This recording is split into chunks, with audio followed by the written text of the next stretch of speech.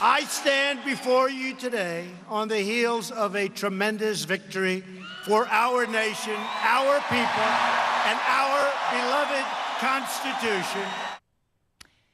The president also heaped praise on Republican Senator Susan Collins, one of the key senators who in the end voted yes on Kavanaugh. Joining me now is Senator Susan Collins, Republican of Maine. Senator, thank you so much for joining me. I really appreciate it. You say that you wrestled with this decision for a long time. Was there ever a moment when you were actually thinking, I'm a no?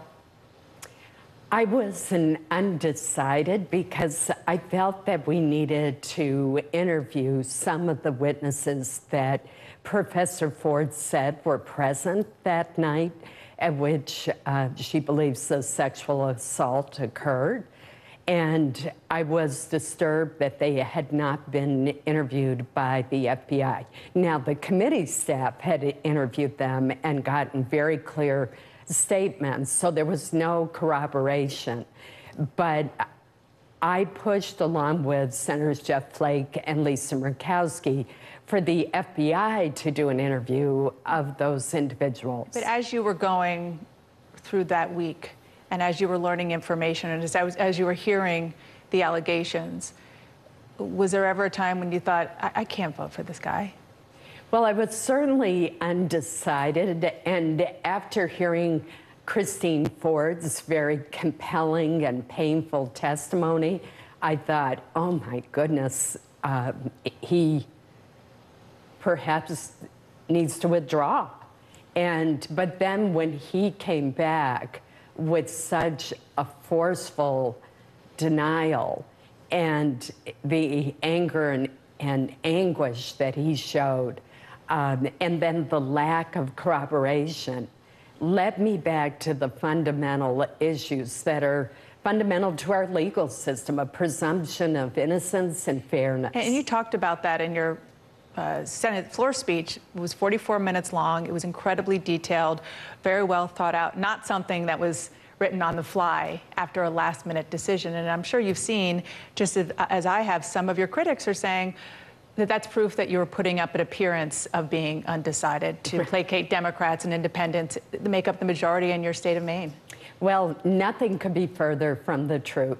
We have to remember that this hearing unfolded in two parts.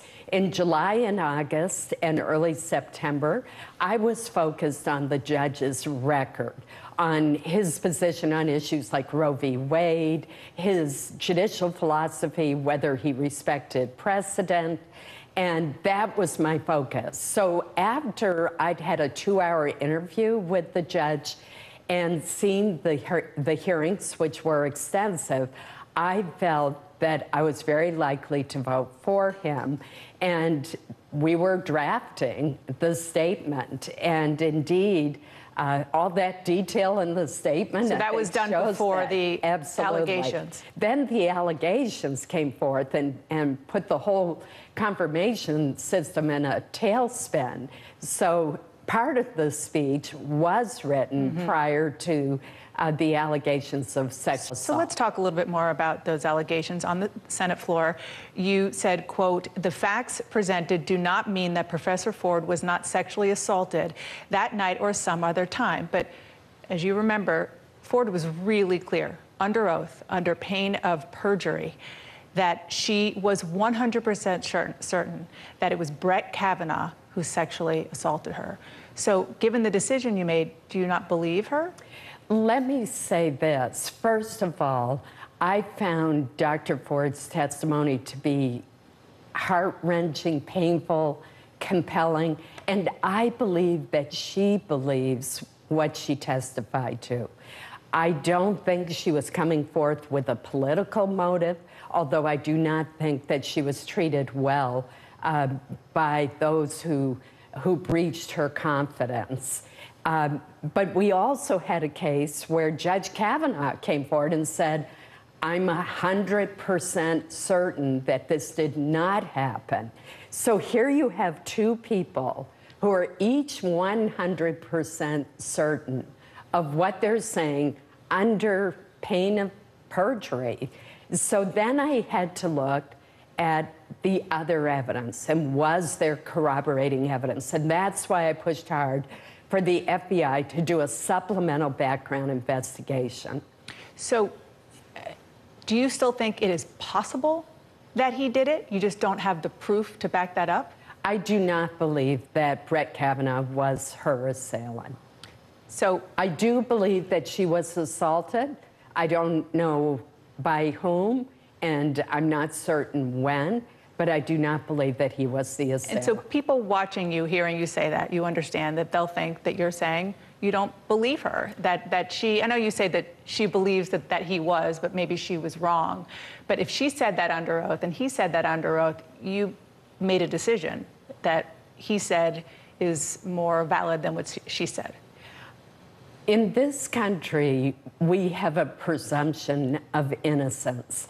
And as a matter of fairness, what I decided to use as a standard was the question of, is it more likely than not that Brett Kavanaugh assaulted Christine Ford? And there was no corroborating evidence that he did so.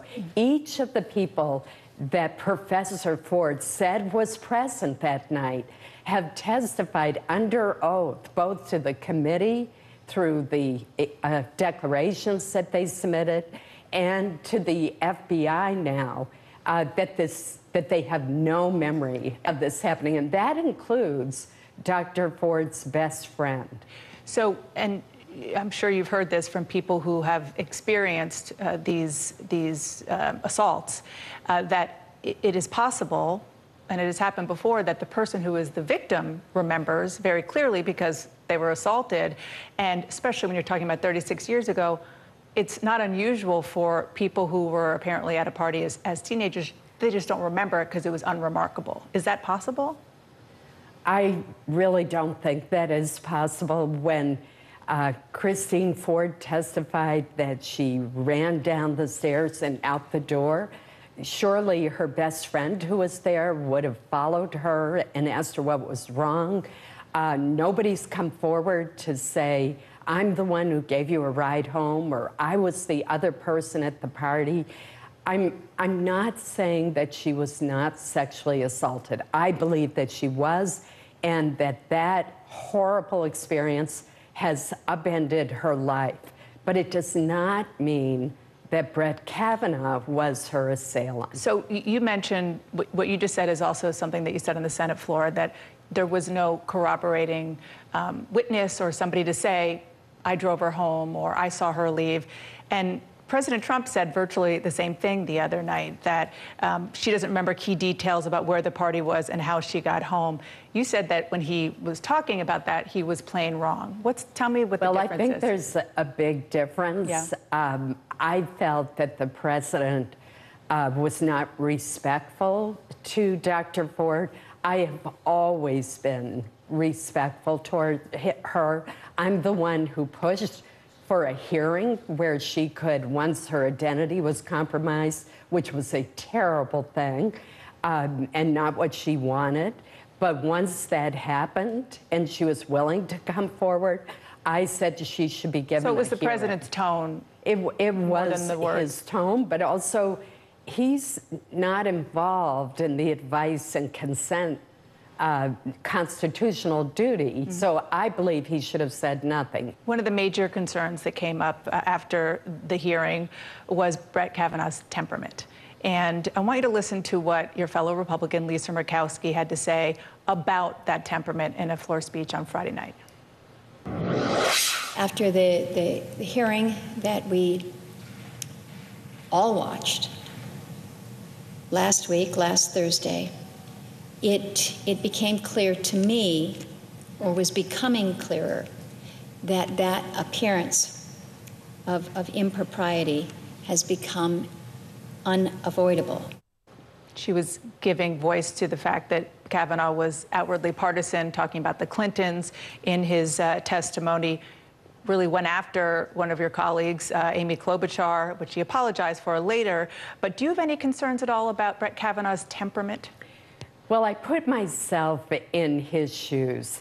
He is coming forth and answering an allegation that includes that he was involved in gang raping and doping girls. I mean, that is so devastating. And I think he reacted with anger and anguish as a father of two young girls, a 10-year-old and a 13-year-old. I did believe that he should not have taken the shot at the Clintons, and that in his questioning with certain senators and responding to their questioners, particularly Amy Klobuchar, that he stepped over the line. I want to ask you, and you know this because you're witnessing this happening at your home, at your offices in Washington and in Maine, women saying that you betrayed women all across the country. Planned Parenthood gave you an award last November for your work on protecting reproductive rights. Here's what their political arm had to say about your vote. This isn't just another vote. Senator Collins has made it clear that she can no longer call herself a women's rights champion. She has sided with those who disbelieve, disrespected, and even mock survivors. We deserve better. Women won't forget. Well, first of all, I have never disregarded, disrespected, or mocked survivors. That is just plain untrue. And I would note that Planned Parenthood opposed 3 pro-choice justices just because they were nominated by Republican presidents: David Souter, Sandra Day O'Connor, and Justice Kennedy. They said the same thing: women will die.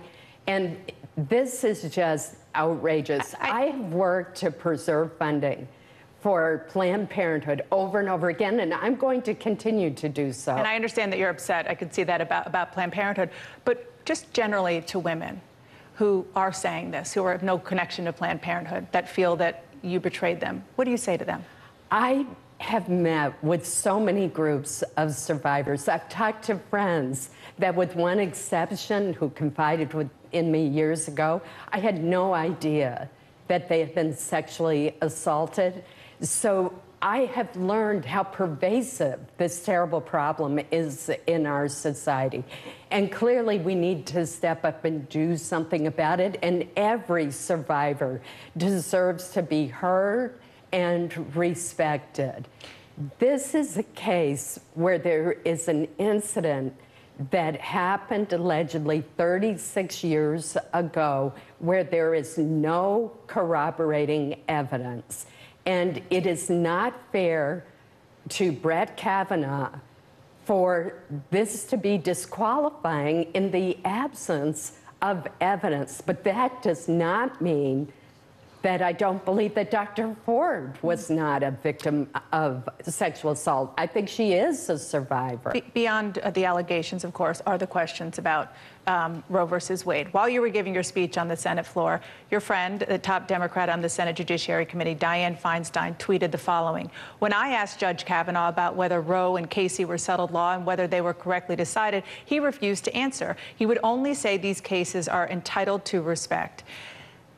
How can you be, or are you 100% certain, without a doubt, that Brett Kavanaugh will not overturn Roe v. Wade? I do not believe that Brett Kavanaugh will overturn Roe v. Wade. Precedents are overturned all the time.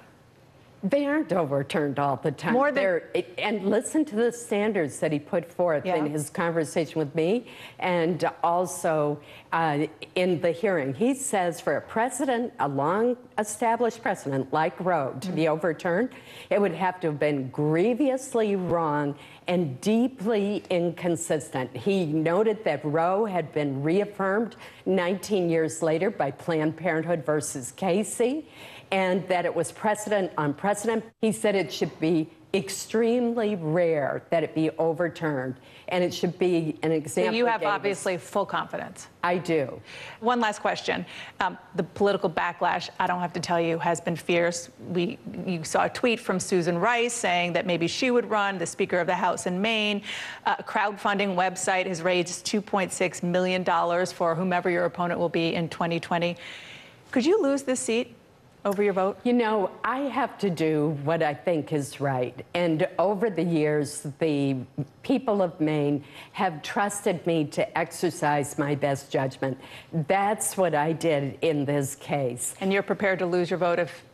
Whatever the voters decide, but I'm going to do what I think is right. That's what I owe my constituents. As far as Susan Rice is concerned, her family has a home in Maine, but they don't. She doesn't live in the state of Maine. Everybody knows that. But the irony is, back in 2009, when she was nominated to be ambassador of the UN, she came to me, even though I did not know her back then at all, and pleaded with me to introduce her before the committee, which I was happy to do because her family had links to the state of Maine. That sounds like the beginning of a campaign speech, but I won't ask you. Senator Collins, I know this has been an exhausting week, and I appreciate you coming and taking the time to speak with me. Thank you very much, Thank Dan. you.